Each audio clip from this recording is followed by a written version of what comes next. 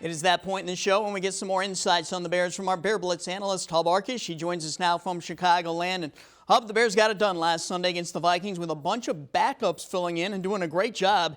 Isn't that a testament to the job Ryan Pace has done building this roster?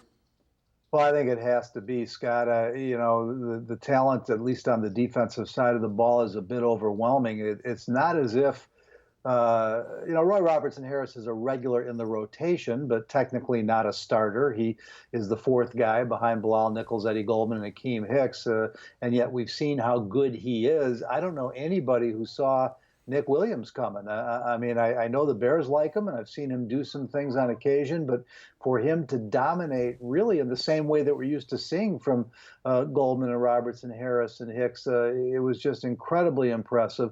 The performance that Nick Kwiatkowski put on, stepping in for Roquan Smith, I think he probably would be the NFC Defensive Player of the Week if he wasn't competing with Khalil Mack and Roy Robertson Harris and Nick Williams for the award. Yeah, I want to get back to Nick Williams, too, because he was not on my radar at all coming into this season because he, frankly, hadn't done anything for the last 4 years of his career.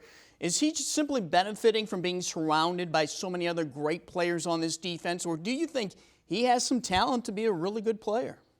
Well, Scott, it's got to be a little bit of both, but probably more of the latter because while I think everybody on this defense benefits from playing with each other, he was out there because that other talent wasn't on the field. So it's not like, teams were ignoring him to try and block somebody else, although it was clear the Vikings' plan was to have at least two hats on Khalil Mack on every snap, and sometimes he was triple teamed. Once he was even quadruple teamed, and they still didn't stop him.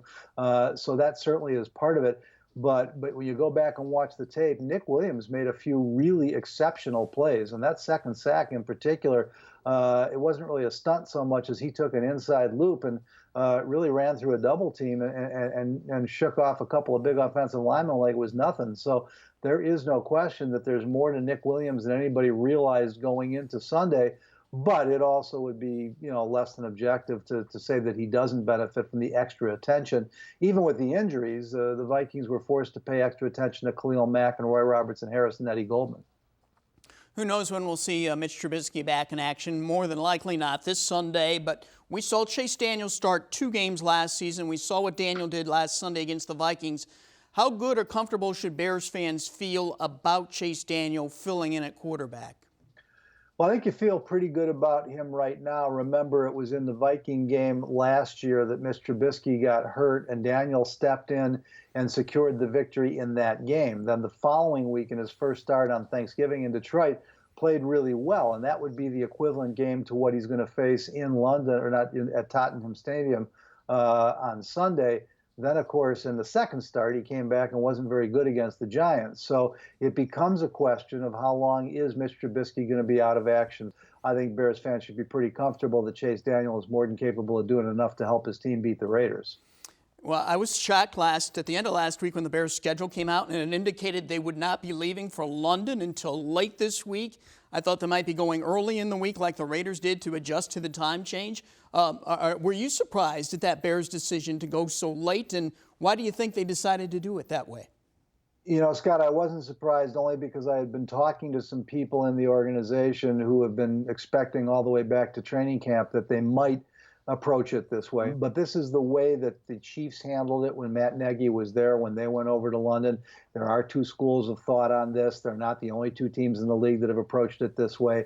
Obviously, Matt Nagy's done his homework along with Ryan Pace. They think this is a way to go. It is a little unusual, and hopefully they're guessing right on this. Well, let's talk about the Raiders for a moment. They were criticized by many people for trading Khalil Mack and Amari Cooper last year.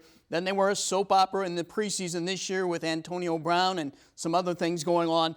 I thought they were going to be headed for a disastrous season, but they're off to a solid 2-2 start. So despite everything, do you think John Gruden has this franchise headed in the right direction? Well, I don't know if I would go quite that far. I think the Raiders are still probably a below-average football team. They've improved the overall talent level on this roster. They've committed to Derek Carr, and he is playing fairly well. They've committed to their rookie, Josh Jacobs, the 24th pick in the draft. They're running the ball pretty well.